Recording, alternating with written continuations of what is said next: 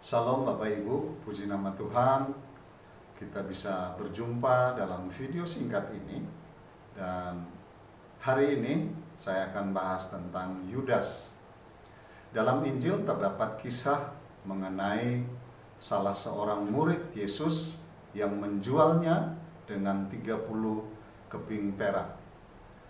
Yudas dari kisah hidup dalam hubungannya dengan Tuhan Yesus dapat dipetik banyak pelajaran penting yang berharga, karena dalam mengamati kehidupan Yudas sangat penting, sebab Yudas merupakan kunci dalam memahami segala hal dalam pemilihan Allah. Siapakah Yudas itu sebenarnya? Yudas adalah salah satu dari 12 murid Tuhan Yesus yang ditunjuk langsung oleh Tuhan Yesus sendiri.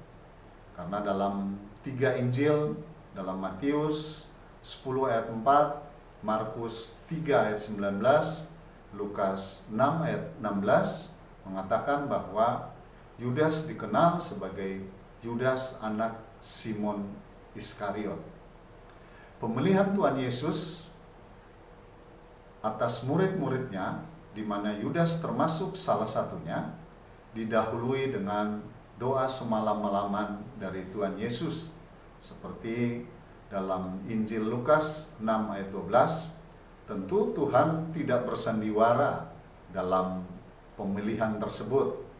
Sangatlah tidak mungkin kalau Tuhan Yesus berpura-pura memilih Yudas.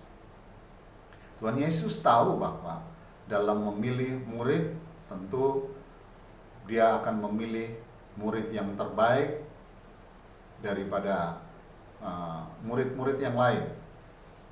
Sesungguhnya Tuhan Yesus memang memilih Yudas untuk dijadikan salah satu dari para rasul. Semua yang diajarkan Tuhan Yesus di depan murid-muridnya dan orang banyak, termasuk bagi Yudas, kalau pada akhirnya Yudas ternyata gagal menjadi rasul, hal itu merupakan pilihan dan keputusannya sendiri. Untuk meninggalkan jabatan kerasulannya, dalam Kisah Para Rasul 1 ayat 7 dikatakan bahwa dahulu Yudas termasuk bilangan murid-murid terkemuka dan mengambil bagian di dalam pelayanan. Jabatan rasul memang diperuntukkan bagi Yudas, tetapi Yudas meninggalkannya atas kemauan sendiri. Dalam kesadaran penuh, Yudas sendiri yang meninggalkan jabatan rasul tersebut. Tentu dalam bergaul, dalam mengikut Tuhan Yesus, Yudas sangat dekat dengan Tuhan Yesus. Bagaimana dia bisa makan bersama, berinteraksi bersama, bahkan bisa melihat mujizat yang Tuhan Yesus lakukan dalam setiap pelayanannya. Pertanyaannya yang bisa muncul adalah, mengapa Tuhan izinkan Yudas mengalami pencobaan sehingga jatuh dan akhirnya gagal memenuhi rencana Allah. Kegagalan Yudas menjadi pelajaran yang sangat berharga untuk orang percaya sepanjang zaman sampai Tuhan datang kembali.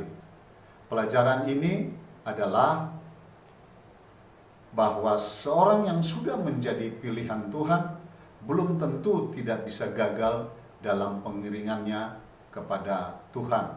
Seperti Yudas, akhirnya ia berkhianat dan menjual Yesus. Hal ini terjadi atas pilihan dan keputusan Yudas sendiri. Terima kasih, Tuhan memberkati.